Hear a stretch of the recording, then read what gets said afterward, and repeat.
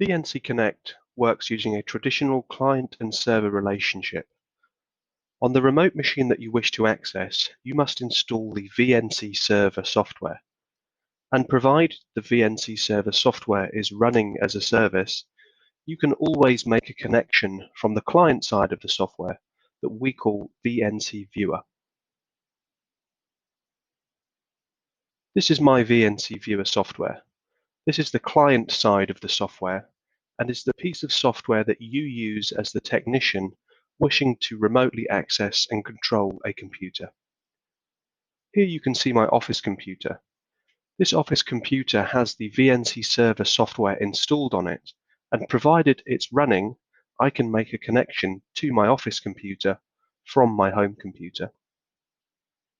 To make the connection, I double-click on the office computer, and the VNC Viewer asks me for my authentication credentials. Here I'm providing my system credentials or my Windows username and password that exist on the office computer. If they're correct and match what the VNC Server software is expecting, I will be granted permission to access and control the office computer.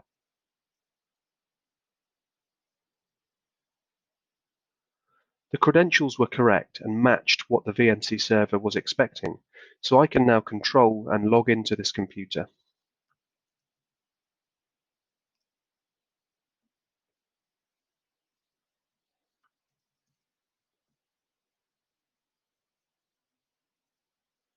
I have full control over this office computer and can perform any task that I need to, including administrative operations, such as accessing the registry or installing software.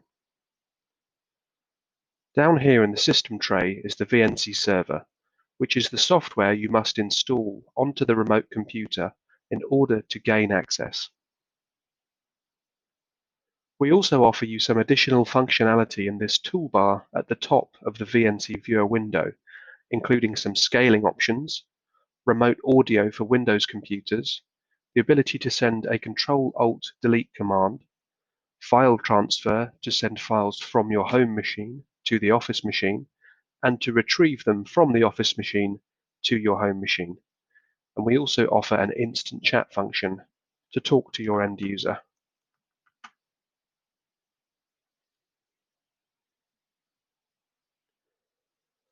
The second capability within VNC Connect is called Instant Support, and this is for remote access, ad hoc, or what we call rescue support. It works by the employee or your customer downloading a runtime binary version of the VNC Server software. In order to use this software, the technician must have an Instant Support license enabled for his or her account. In my VNC Viewer, you can see the Instant Support button here. Imagine that this computer on the right-hand side is the computer of your employee, and he or she requests support from the technician. The technician presses the Instant Support button in his VNC Viewer window and chooses the relevant subscription. This creates a download URL and a 9-digit access code to provide to the employee. The employee opens a browser window on their computer and navigates to the URL realvnc.help.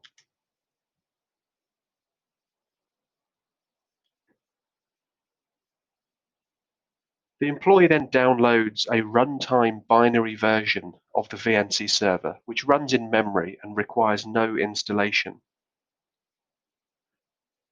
Notice the small size of our binary download file.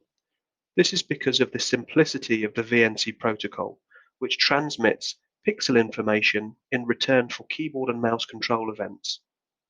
Because of the simplicity of these data types, VNC Connect works very well on high latency, low bandwidth connections, meaning you always have good performance, irrespective of the connection quality.